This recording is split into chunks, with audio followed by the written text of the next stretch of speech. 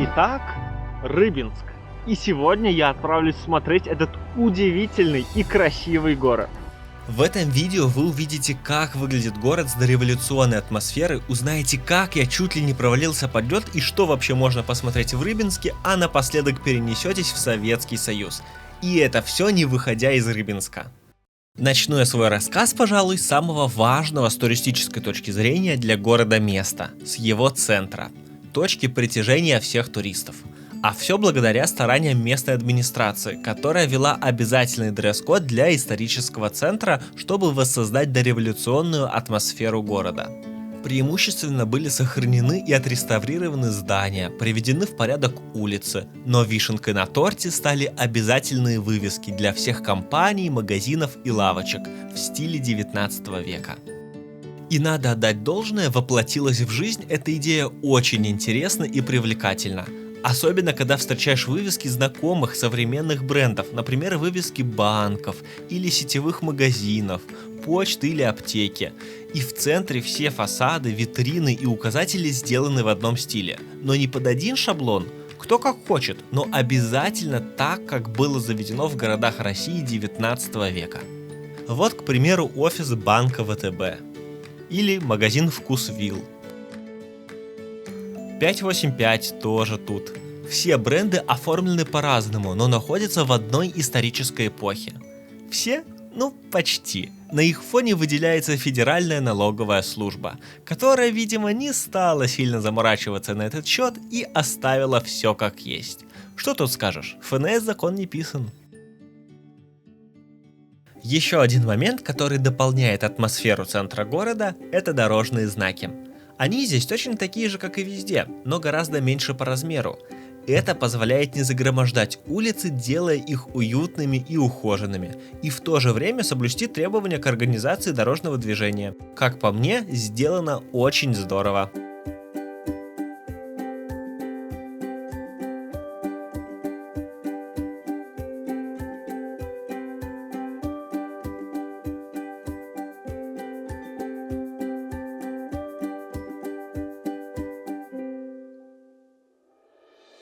Гулять по такому городу – одно удовольствие. Ты действительно как будто бы переносишься на 100 с небольшим лет назад и гуляешь по городу тех времен.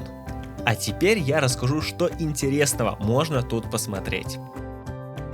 Конечно же, стоит посетить главную площадь исторического центра. Тут всегда можно найти что-нибудь эдакое. Например, сейчас тут стоит большая новогодняя елка, возле которой частенько можно заметить Деда Мороза. Все-таки я приехал сюда под самый Новый год.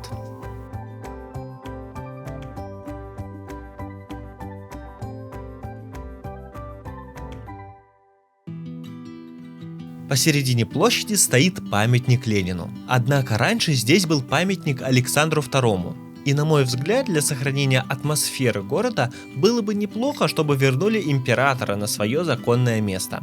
Но пока все остается как есть.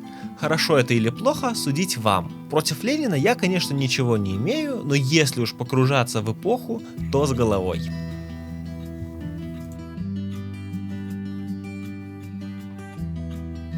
На противоположном краю площади можно заметить красивое и необычное здание. Это новая хлебная биржа. Почему новая? А потому что рядом есть старая. Так как Рыбинск стоит на реке Волга, раньше здесь было активное движение купеческих судов. В Рыбинске суда нужно было перегружать с больших на более мелкие, чтобы пройти по не очень глубокому участку. Много товаров шло в том числе и в Петербург. Город рос, деловая активность тоже, и в конце концов и денег стало достаточно, и старого здания стало не хватать. Вот и решили построить новое.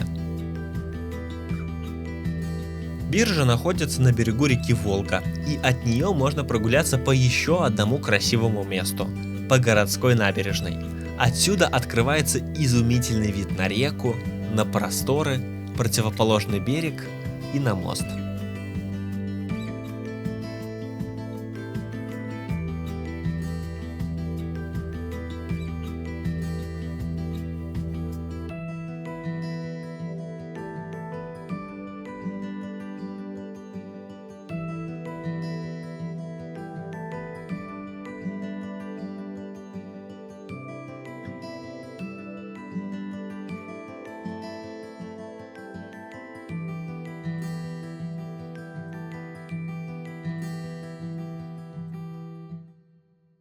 Можно подойти к причалу, с которого открывается еще более лучший вид на реку, мост и здания двух бирж, которые стоят неподалеку. Здесь же стоит памятник всем бурлакам. Помните, я говорил, что тут перегружали корабли и было большое судоходное движение? Так вот, в высокий сезон сюда съезжалось большое количество бурлаков, чтобы помогать швартовать корабли, если это можно так назвать. После прогулки по набережной, невдалеке от Спасо-Преображенского собора, стоит памятник Нобелю. Но это не совсем тот Нобель, о котором вы подумали. Это его брат Людвиг, который в Рыбинске хоть и не жил, но его семья, ну и получается он сам потом, владел здесь производствами и очень много вложил в производственные мощности и техническое развитие России в целом. Поэтому и памятник. Отсюда идет аллея вдоль речки Черемухи, которая заканчивается у еще одного интересного места, самой высокой достопримечательности Рыбинска – пожарной каланчи. Это, пожалуй, самая высокая пожарная каланча, которая только есть, потому что построена она была в начале прошлого века, когда надобность в них уже практически отпала, а технологии шагнули далеко вперед. Ночью башня красиво подсвечена и видна практически с любого конца города. Сейчас в этом здании до сих пор находится МЧС, а вот сама башня закрыта. Хотя уже давно ходят разговоры, что в ней хотят сделать смотровую площадку. А ведь идея-то неплохая, я бы обязательно зашел посмотреть на весь город с такой высоты, причем как днем, так и в вечернее время. Вечером город преображается. Если днем у меня было ощущение, что я попал в какую-то другую вселенную или перенесся во времени, то сейчас ощущения были схожие, но другие. В темное время суток город был по-своему красив. Все украшено к Новому году, светятся вывески, таблички и уличные украшения. Гулять по таким небольшим уютным улочкам – одно удовольствие. Особенно, когда создается такая атмосфера, и ты как будто бы перенесся в конец 19 века.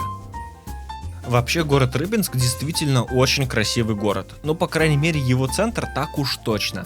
Здания здесь невысокие, а улицы не сильно широкие, однако именно это и делает их милыми и уютными. Кое-где даже сделана брусчатка, но правда сейчас из-за снега это не всегда можно было заметить, но тем не менее.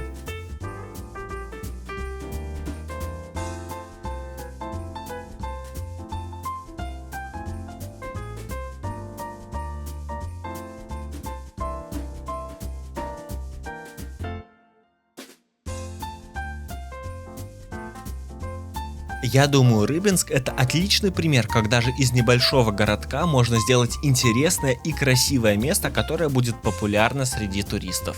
Но это мое первое впечатление, что это небольшой городок, а от него, как вы знаете, бывает трудно отделаться. На самом деле Рыбинск — это второй по численности город в Ярославской области. Я уже не в первый раз попадаю в такую ситуацию, когда для меня город кажется небольшим, милым и уютным, а потом выясняется, что это все-таки крупный город. В прошлый раз это было с Гродно, в который я ездил в прошлом году на католическое Рождество. Кстати, можете посмотреть мое видео из этой поездки, ссылка будет в описании. Но раз уж мы заговорили про католиков, то покажу вам еще одно место в Рыбинске. Это настоящий готический костел. Он был построен местными польскими католиками чуть раньше, чем местная каланча, про которую я вам рассказывал.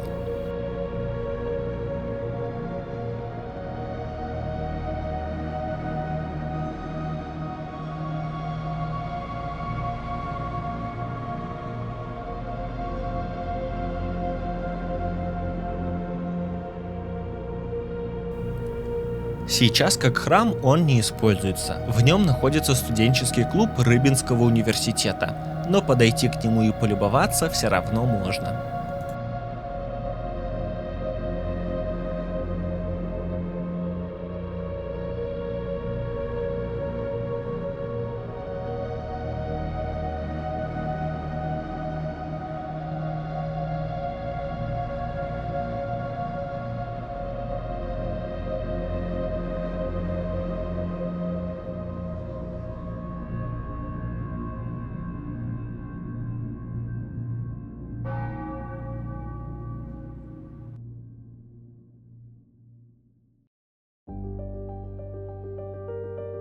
Напротив костела находится дом художников.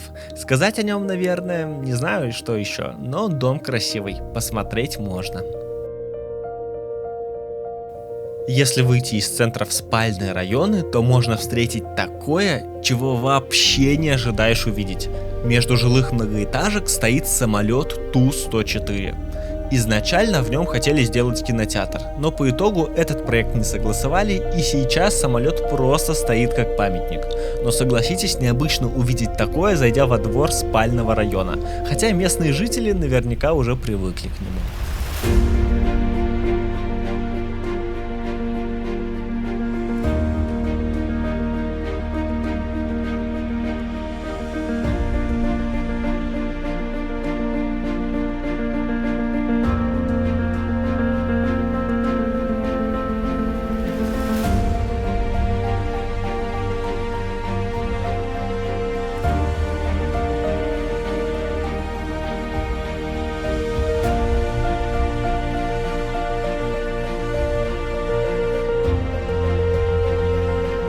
Ну а теперь пришло время выехать в пригороды Рыбинска, потому что там тоже есть много чего интересного. Уже ближе к краю города стоит монумент боевым и трудовым подвигам рыбинцев, который величественно возвышается над парком. И вот от него я дальше поеду на общественном транспорте. Кстати, поездка на троллейбусе вам обойдется всего в 26 рублей. На автобусе дороже, 28, однако если вы льготник, то проезд стоит всего 14 рублей. Для меня такие цены были шокирующей новостью. Проехав немного на северо-запад, я вышел на берег Волги. Помимо красивых видов, которые открывались с причала, меня интересовал монумент Мать Волга. По суше к нему не добраться, разве что по воде или по льду зимой. Сейчас как раз таки была зима, и я решил дойти до туда по льду. Чем ближе я подходил, тем больше деталей удавалось рассмотреть. Монумент действительно величественный.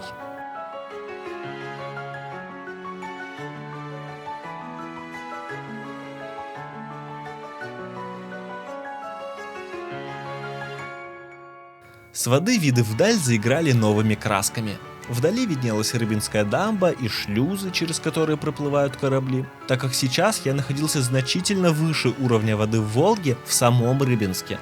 Эта плотина удерживает воду в Рыбинском водохранилище.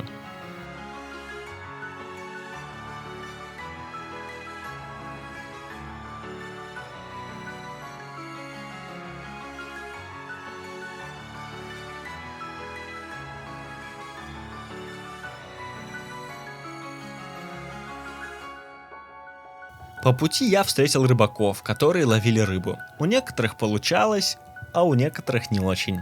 Но в целом, пообщавшись с ними, я понял, что лед достаточно крепкий, и можно идти, не боясь провалиться, до монумента. Однако было одно но. Так как лед замерзал постепенно, а сверху еще шел снег, то над основной частью льда образовалась прослойка воды, которую под снегом не видно, но если наступить, то попадаешь в лужу. До рыбаков я шел по тропинке, а вот от них до монумента тропинки не было, и пройдя немного вперед, я понял, что до Волги я попросту не дойду.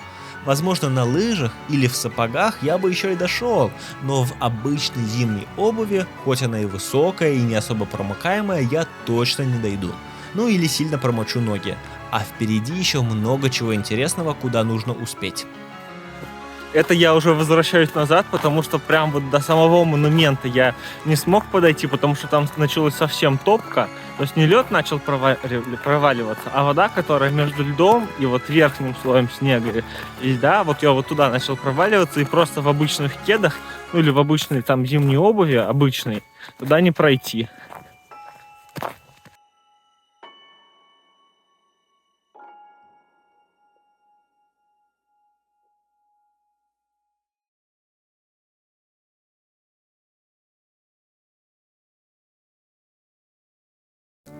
После того, как я чуть не промочил всю обувь в реке, я отправился на другую ее сторону. Ну, реки имеется в виду.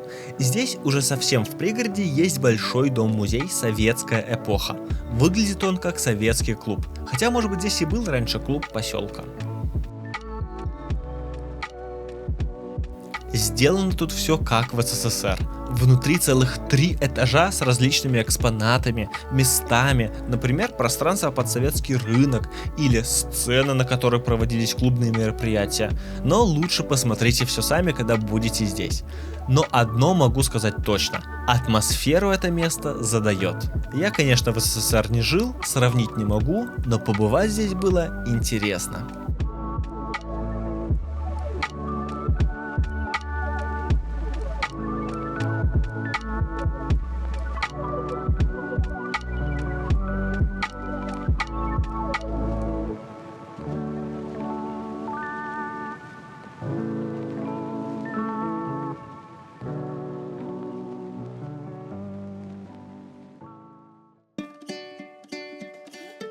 Пройдя еще немного по поселку, я вышел к устью реки. Здесь находится археологическая реликвия Усть-Шексна. Попасть внутрь можно летом во время археологических раскопок. Сейчас тут установлена стилизованная сторожевая башня с чистоколом, а раньше на этом месте был важный экономический центр и город. Помимо всего прочего, отсюда открывается отличный вид на центр Рыбинска.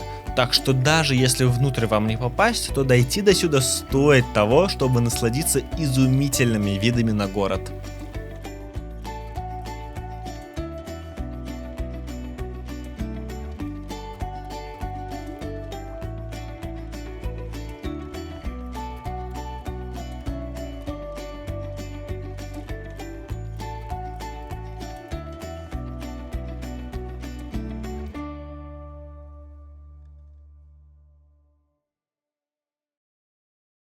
После таких насыщенных выходных можно отправиться в городской парк, в котором сейчас все украшено к Новому году. Работают аттракционы, в общем, можно отлично провести вечер, покататься на коньках или просто прогуляться.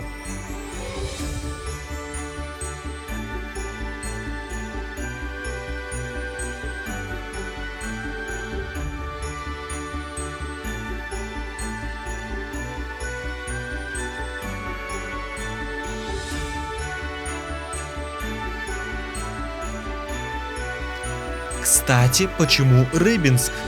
Почему я отправился именно сюда? А все потому, что вы сами мне подали идею в комментариях. Так что пишите любые идеи, о чем можно сделать видео или куда съездить. Я все читаю и уже не первый раз воплощаю ваши идеи в жизнь. А также можете заглянуть в раздел сообщества на моем YouTube канале. Там тоже есть что посмотреть. На этом, казалось бы, можно и закончить историю про Рыбинск. Но осталось еще одно место – железнодорожный вокзал. Именно отсюда начинается и здесь заканчивается путешествие по этому городу.